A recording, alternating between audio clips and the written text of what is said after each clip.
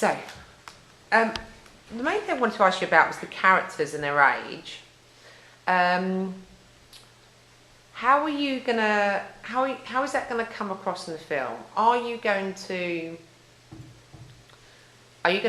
kind of sell it as that's part of it being postmodern, that they're just young? Yeah, that's how we do it. Yeah. So what, like, kind of like Brick, in that, you know, the Brick is. Remember Brick from last year? Yeah. It's like a very adult narrative, but it's with kids. Teenage, yeah. So you're doing the same thing, yeah? Yeah, same sort of thing. So we wanted to sort of like challenge meta-narratives, like the postmodern thing to do, rather than having 40-year-old men or 30-year-old men doing like a heist. We're doing it with younger people. So it just sort of challenges the narrative that older people commit organised crime. Also, as the young people do organised crime. Well, so we're not on narrative for that, is it? Yeah. So you're not going to be kind of pretending that you're 40. You are actually 18-year-old characters. Okay. It'd be really interesting in that case to kind of add a little bit of humour in there. So, like, for instance, when they're in the pub, they've all got orange juices rather than beers. Do you know what I mean? Or, you know, it's kind of playing on it, saying it's postmodernism is all about being really self-aware. So, like, films they almost like mock themselves. They make the audience say, look, I know what I'm doing. I know that this isn't conventional.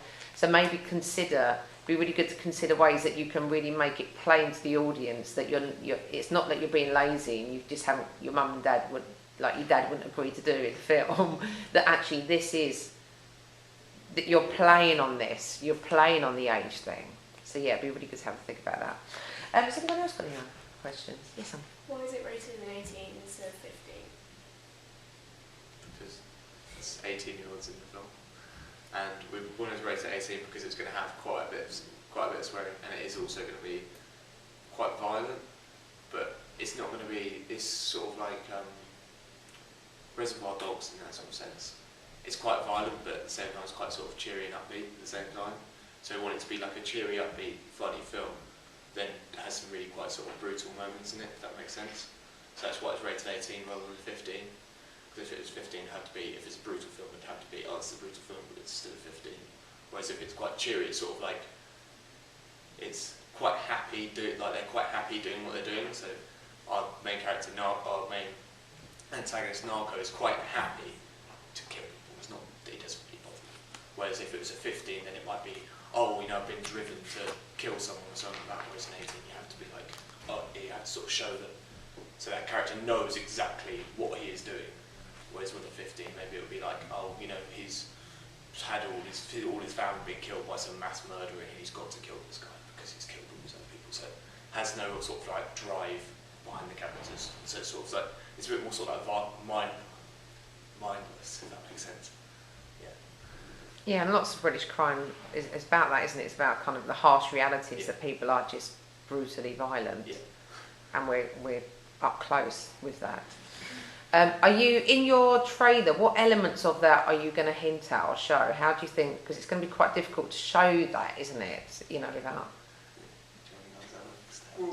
Well, when it comes to the violence, like, there's never really much shown of what actually happens to our characters, but it gives off like a strong idea of what does happen to them. So, like, for example, with the baseball bat scene and like people getting hit with it, you'll see it get swung, but you won't actually quite see it like make contact. So you might hear it though. Yeah. So with most of them scenes, it's always leaving it open to interpretation to what the audience can think will happen. Yeah. And we've already thought of a great shot where we've got like this chair in a warehouse, and we've got our main character sitting in a chair, and we've got someone punching that person, and when it comes out it's a different person. So it shows that all of our characters have all been in the same spot, but it's just, every time the punch comes back it'd be someone different in the chair. So it shows it's the same spot where the characters have all been so-called killed or whatever, but it's just showing violence as well. So. Last question. The whole film is about a deadline. Yeah, so it's all about the clock ticking. Have you thought about the imagery you can use throughout your trailer to kind of really get the idea in your audience's head? We're sort of thinking about doing so. That would always have some sort of reference to time or something like that. Yeah. So always have like a clock or someone checking their phone, it will show the time, or something like that. But yeah, we haven't really thought about so much the iconography and how we can sort of display it, but when we go out and film or when we plan our storyboard, then we'll figure out how to show that a bit more.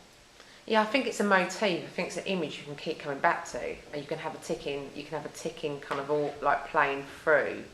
That get the sound gets louder, and you can have it through your trailer, and you can find one of those online, one of those digital clocks like you had on the start there, where the numbers kind of get it record it and then get it going deep, going backwards so that the time's running out or something like that. Yeah, because that's the main focus really, is that's what you're saying. That's a really good idea, the jeopardy, the time running out. So yeah, some imagery to back that up would be good.